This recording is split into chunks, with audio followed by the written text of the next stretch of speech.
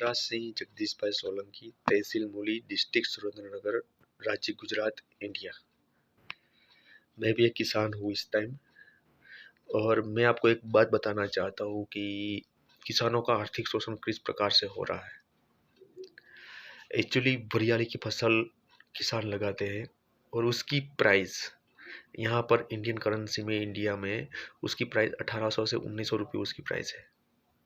यहाँ से व्यापारी खरीद कर उसको एक्सपोर्ट करते यूएई में। यहाँ पर एक्सपोर्ट करने के बाद उसको सिर्फ ओनली फॉर पैकिंग किया जाता है, और पैकिंग करने के बाद उसको 200 ग्राम, 1 किलोग्राम, 500 ग्राम के पैकिंग करके उसको भेजा जाता है यूएई में। तो यूएई में इसकी प्राइस क्या है? 200 ग्राम की 1.5 AED, यानी कि इंडियन करेंसी में 200 ग्राम की कीमत है 113.98 रुपये, और 20 किलो की प्राइस है 11,398 रुपये। 20 किलो की प्राइस।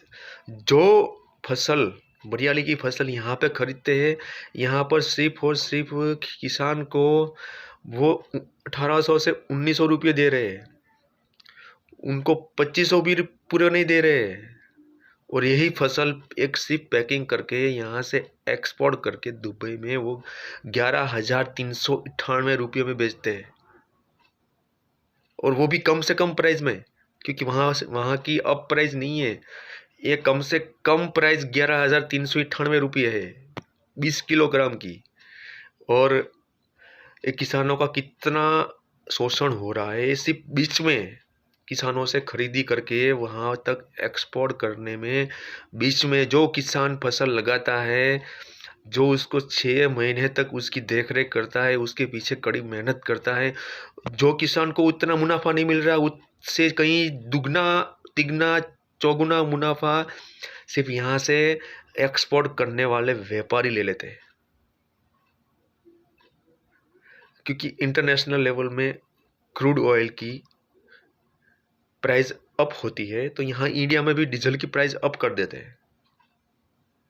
तो स्टेट गवर्नमेंट को, राज्य सरकार को और केंद्र सरकार को ये भी सोचना चाहिए ना कि इंटरनेशनल लेवल में खेडूत किसानों की फसल की प्राइस ए है, अभी अप हुई है, तो यहाँ पर इंडिया में भी अप होनी चाहिए। एक इजराइल के प्राइम मिनिस्टर सर ने एक ऐसी बात बोली थी, मैं आज आपको बताना चाहता हूँ। उन्होंने एक बात बोली थी कि हमारे पास इंडिया के जैसा क्लाइमेट नहीं है, इंडिया के जैसा जितना वाटर नहीं है, फिर भी हम अपना क्लाइमेट खुद बनाकर हम फसल की उत्पादन करते हैं, और उस फसल से वो देश आज दुनिया में नंबर 1 पोजीशन पे खड़ा है। जब हमारा देश, हमारा स्टेट गुजरात की कंपैरिजन में इजराइल के प्राइम मिनिस्टर ये सोचते हैं कि ऐसा क्लाइमेट, ऐसा वाटर, ऐसी ज़मीन हमारे पास नहीं है, फिर भी हम आज दुनिया में फर्स्ट नंबर पे खड़े हैं। और यहाँ पर गुजरात में, इंडिया में ऐसा क्लाइमेट मौजूद है, फिर भी देश की खेती 3rd क्लास लेवल पे खड़ी है। ये डिपेंड है केंद्र सरकार और स्टेट सरकार के ऊपर कि किसानों का जो शोषण हो रहा है उसको बिल्कुल भी बंद करना चाहिए। क्योंकि किसान अगर आर्थिक तौर पर मजबूत है तो भी वो खेती एक अव्वल तरीके से कर सकता है, और खेती एक ऐसी देश की रीढ़ की हड्डी है कि खेडूत अगर सक्षम हुआ ना, तो देश की खेती दुनिया में नंबर 1 पोजीशन पर इंडिया की फार्मिंग पहुंच सकती है।